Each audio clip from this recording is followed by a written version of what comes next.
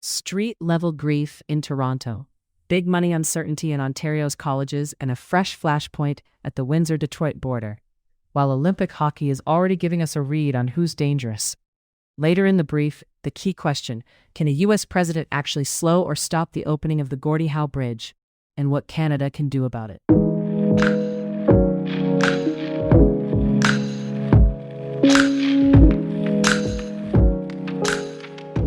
Toronto's Saturday is cold and gray, but calm. A high near 2 degrees Celsius, low around -4, and no snow expected. First, a quick Toronto update with a sad ending. Police say a 90-year-old man who'd been missing since late January was found this week inside a vehicle recovered from Lake Ontario near Ashbridges Bay. Investigators say the death is non-criminal, and they're not releasing more details. And a broader Ontario public safety scan from the last day. Near Renfrew, a 77-year-old Ottawa man was killed in a 2-vehicle crash on Highway 17. 4 others went to hospital with non-life-threatening injuries. And in Manotick, south of Ottawa, a 19-year-old man died after a shooting. Police have charged a 22-year-old man with manslaughter, kidnapping, and firearms possession. Also today, a reminder of how much contraband is still moving across borders and highways. Provincial police in eastern Ontario say a traffic stop in North Glengarry turned up suspected cocaine and methamphetamine, rifles, and contraband tobacco. Separately, border officers in Alberta detailed 3 late 2025 commercial truck seizures. Hundreds of kilograms of cocaine and meth, plus suspected heroin, found during inspections at the Cootes Crossing. Turning now to education, because this one will land locally for Toronto families deciding on fall plans.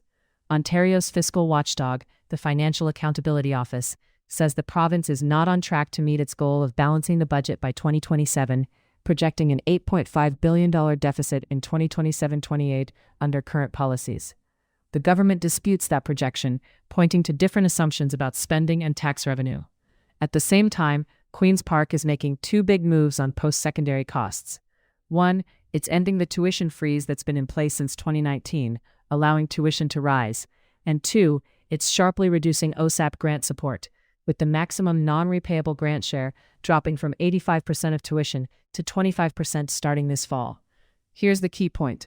Even if overall provincial funding to colleges and universities rises over the next 4 years, the government is pitching a $6.4 billion package. Students could still feel a double hit. Higher sticker prices and less grant money, meaning more borrowing or more work hours. What happens next is fairly trackable. Watch for 3 things. How much individual institutions raise tuition now that the cap is loosened. How quickly schools adjust programs and staffing after months of cuts tied partly to the federal international student cap. And whether the OSAP change triggers a political rethink once students see their fall funding assessments. Now to the main thread. The border fight over the Gordie Howe International Bridge, and why it matters well beyond Windsor. President Donald Trump says he won't allow the Gordie Howe Bridge to open until the United States is fully compensated, and he suggested the U.S. should own at least half the asset. The bridge is expected to open in early 2026, with major construction complete and final testing and inspections still underway.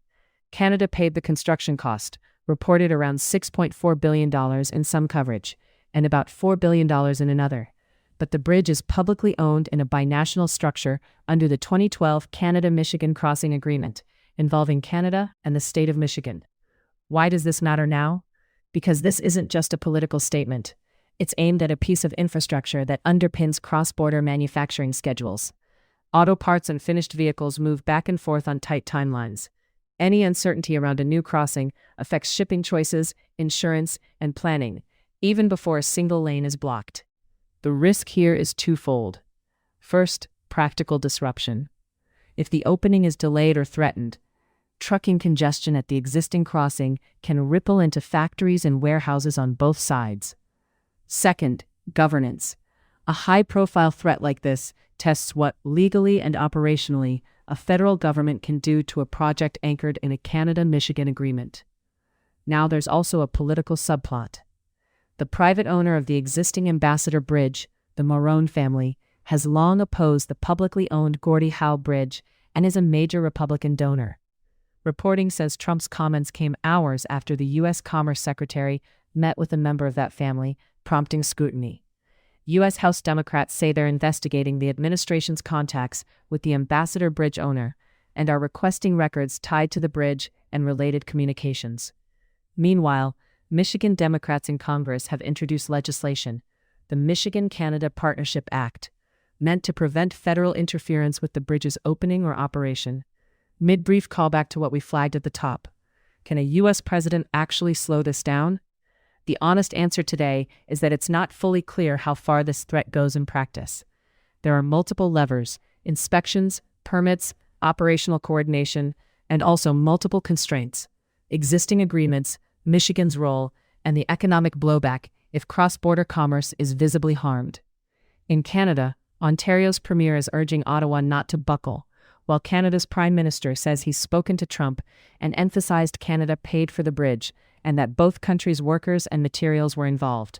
Now, a quick sports reset, and then we'll close with what to watch next on that bridge standoff.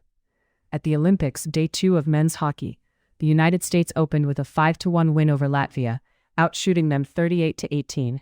Brock Nelson scored twice. The first U.S. goal came from Brady Tkachuk. Austin Matthews had a power play goal, with a cluster of U.S. stars piling up multi-assist nights. The U.S. next plays Denmark, then Germany, and Germany's size and physical play is already standing out after a win over Denmark. Switzerland also picked up a win over France, led by Meyer. Back home, Blue Jays spring training notes, pitcher Jose Barrios apologized to teammates and fans for leaving the club during last year's postseason run after he was sidelined with tendon inflammation. And the front office is outlining what it expects from newly acquired outfielder Jesus Sanchez. And in a story a lot of GTA business owners will be following closely, police agencies, including Peel Regional Police and the RCMP, are coordinating responses to extortion networks that have targeted South Asian entrepreneurs in places like Brampton and Surrey. Charges laid, but also ongoing fear and underreporting. The final piece to watch, as promised, is the timeline on the Gordie Howe Bridge. The Bridge Authority says construction is largely done, and the remaining steps are testing and inspections. So watch for any sign those routine processes become politicized, and watch how Michigan officials respond alongside Ottawa. If new U.S. congressional action gains momentum, that will tell you whether this stays rhetoric or becomes a real operational obstacle. That's your daily news bite for Saturday, February 14th. Stay warm, and we'll keep an eye on the decisions and deadlines that actually move these stories forward.